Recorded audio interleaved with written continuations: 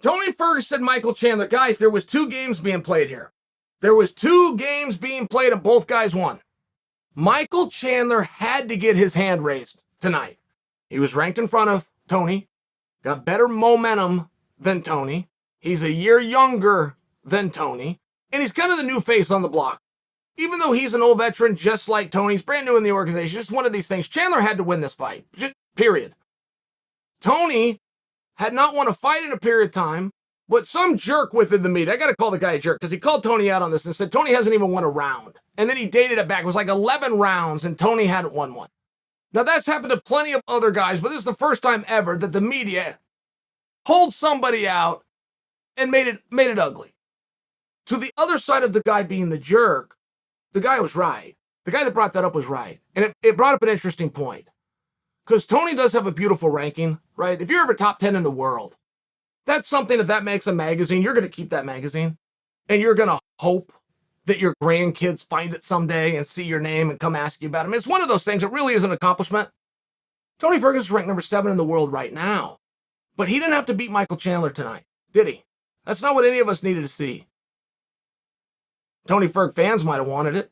Tony might have wanted it. His team might have wanted it, and it could have happened. It didn't have to happen. Tony's ranked 7. Chandler's ranked 5. Chandler's the one that's got to win. Ferg needed to win a round.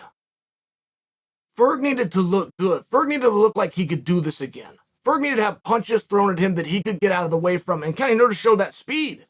He needed to show that Father Time, who beats everybody and remains undefeated, has not yet caught him. And he did. Ferg looked great. And Ferg looked great where he looks great. Look, Ferguson was doing so well on his feet. Michael Chandler, who never planned to take this fight to the ground, and that was very obvious within his strategy. Chandler could have taken that fight to the ground at any point. He elected not to. He wanted to be on his feet until he simply couldn't take any more shots and go, my God, I got to refresh here. Changes positions. Ferg goes up against the fence, which isn't a great spot. He starts looking for submission. He starts showing that wiry, awkward Tony Ferg where he's bringing knees in over here and he's bringing elbows in over here. It was old Tony Ferg. He cut his eye. Chandler paid him props. Chandler said, man, for the first time in my life, I'm seeing double. I've only heard guys talk about this. Now I'm dealing with it. In all fairness, Tony did what he needed to do. Now, that kick that Ferguson put on him would have knocked out a small horse, right? It would not have stopped a small farm animal. None of us could have taken this, so we don't judge Tony for that. Chandler did what he needed to do, but so did Tony, and it's very relevant. And I know that Dana said going into this fight, both of these guys are safe. And Dana made a very good point, which he said, these are both top 10 guys, and the only person's beating them is other top 5 and top 10 guys. Okay.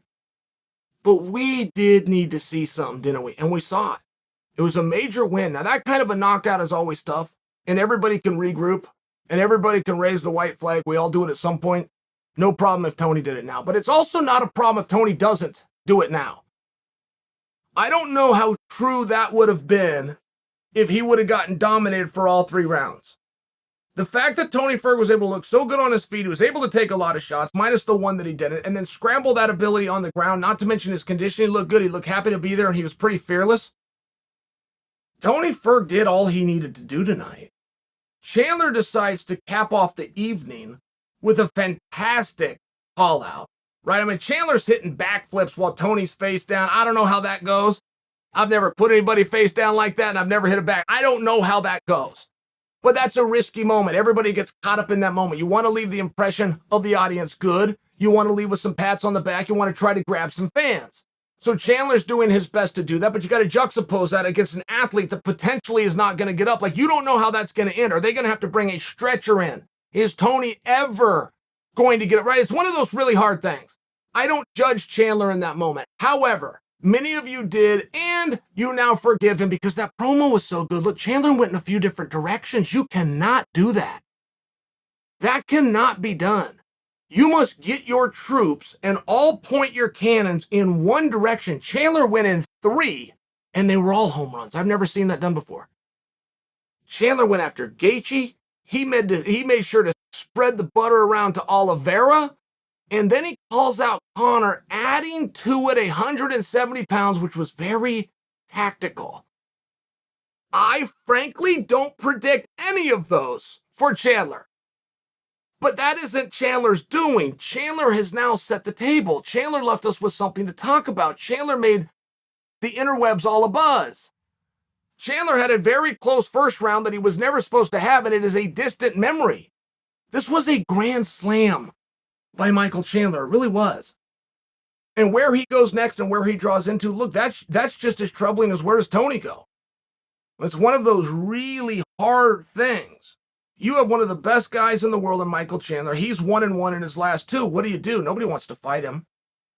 One thing that you guys don't know, you think he was better than Tony, he shouldn't have had Tony. Tony's the one with the balls to fight him. You know how hard it is to get Michael Chandler a fight? That's the real truth behind the scenes. Chandler versus Gaethje was as good of a fight as the sport's ever had.